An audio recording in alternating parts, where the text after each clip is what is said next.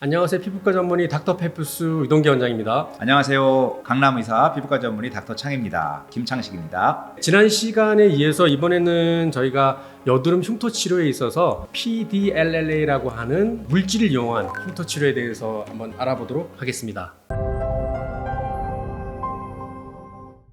원장님, 예. PDLLA, 그냥 PLA라고도 하기도 하고요. 그렇죠. 예. 네, 주베이룩이라는 제품명으로 많이 알려져 있는데요. 이전에 스컬트라라는 게 있었고 그거랑은 조금 비슷한 성분이긴 하지만 약간은 다른 점도 있죠. 그렇죠. 예. 원장님께서 그 원리를 좀 설명 네. 부탁드립니다. 방금 원장님께서 말씀하신 대로 PLA라고 하는 물질은 LA, 락틱 애시드, 우리말로는 젖산이라고 하죠. 우리 몸에서 나오는 그 젖산 같은 거라고 보시면 됩니다. 그런데 이 젖산을 동결 건조시켜서 어떤 조그만 입자 형태로 이제 만든 거죠. 이것이 어떻게 우리 몸에서 작용하냐면은 수화를 시켜서 피부에 주입하게 되면 이 동그란 입자들이 사탕 녹듯이 몇 주에 걸쳐 서서히 녹게 됩니다. 녹는 과정에서 우리가 지난 시간에 말씀드렸던 것과 같이 유사하게 미세하게 만성적인 염증을 일으켜요. 그 염증을 통해서 여러 가지 사이토카인이 나오고 그 사이토카인 중에서 콜라겐을 자라게 하는 섬유화세포를 지속적으로 자극하는 방식으로 흉터를 치료하게 됩니다. PLA 치료에 대한 원리를 말씀해 주셨고요. 좀 더 부연 설명을 드리자면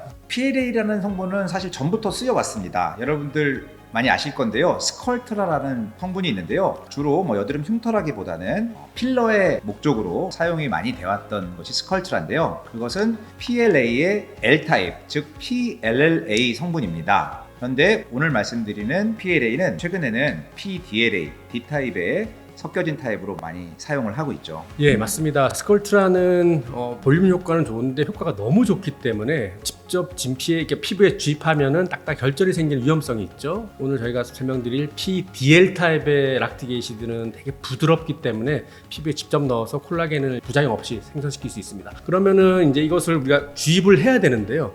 원장님께서는 주베룩, 레니스나 같은 것을 주로 어떠한 방식으로 주입을 하고 계십니까?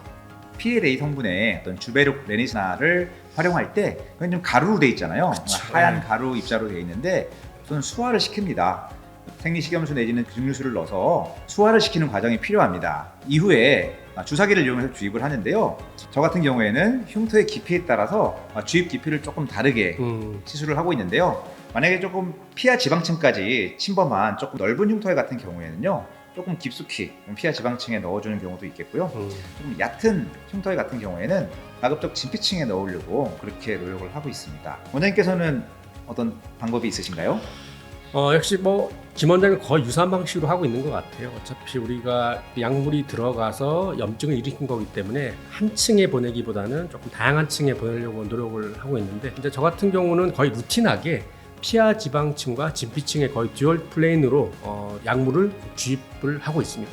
비슷한 것 같아요, 맞죠? 네네. 그러면 이제 PLA 그 주사 제품이 이름들이 혼동하시는 분들도 있고 여러 가지 이름들이 있는 것 같은데 어떤 제품들이 나와 있는지 조금 알려주시겠습니까? PDL 타입의 성분을 가지고 있는 제품은 유명한 게 있죠. 주베룩이 있고 레닌스나라는 제품이 있습니다. 그래서 환자분들이 저한테 와주셔서 선생님 저 주베룩 좀 맞았으면 좋겠어요 라고 말을 하는데 김 원장님도 그렇고 저도 그렇지만 사실 요즘에는 주베룩보다는 레니스나라는 제품을 더 많이 쓰죠. 헷갈리지 말아야 될 거는 주베룩, 레니스나는 같은 성분의 같은 회사에서 나온 제품입니다.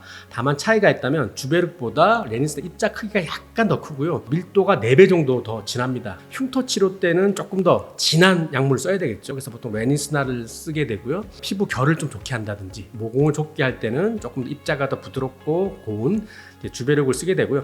참고로 최근에 회사에서 레니스나를 주베룩 볼륨으로 바꿨다고 하더라고요. 그래서 아마 환자분들은 많이 헷갈리지 않으실 것 같습니다.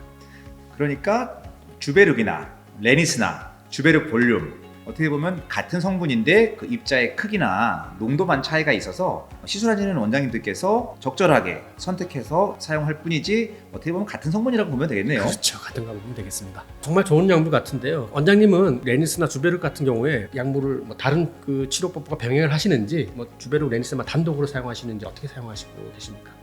환자분의 상황에 따라서 단독으로 사용하는 경우도 있긴 하지만 주로 치료할 때는 좋은 효과를 내기 위해서 다른 치료랑 병합을 하는 경우가 대부분입니다. 지난 시간에 얘기했던 프랙셔널 레이저 치료, 피코프락셀도 병합을 하고요.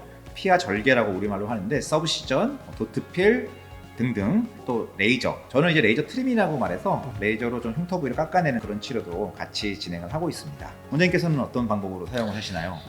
김 원장님께서 저랑 거의 비슷한 생각 가지고 계신 것 같아요. 레니스나를 단독으로 사용하는 경우가 없지는 않지만 우리가 여드름 흉터라는 거는 꺼져 있는 부분 올려야 되기 때문에 여러 가지 치료를 병합하는 것이 더 효과가 좋습니다. 근데 다만 젊은 여성분들께서 다운타임이 거의 없어야 돼요. 이럴 경우에는 어쩔 수 없이 써야 되겠죠, 맞죠? 그렇지만 네. 당연히 치료 횟수라든지 기간이 더 길어지는 단점은 있겠습니다.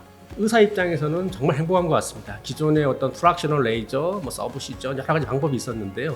최근에 나온 방법 중에 하나인데 물질을 통해서 콜라겐을 부드럽게 올린다. 의사에게는 흉터 치료의 새로운 이정표가 된 것 같습니다. 오늘 흉터 치료 중에서 주베룩 레니스나 물질을 이용한 방법에 대해서 알아봤는데요. 여드름 흉터 피부과 전문의가 가장 피부에 대해 잘 알고 있습니다. 고민만 하지 마시고 집 근처에 있는 피부과 전문의 병원에 내원하시면 선생님께서 잘 진단해 주시고 오늘 말씀드린 주베룩 등 여러 가지 방법을 잘 병합해서 치료를 해주실 것 같습니다. 이상 여러분의 피부과 전문의 닥터페프스 유동기 원장이었고요. 강남의사 닥터 창이었습니다. 예, 감사합니다.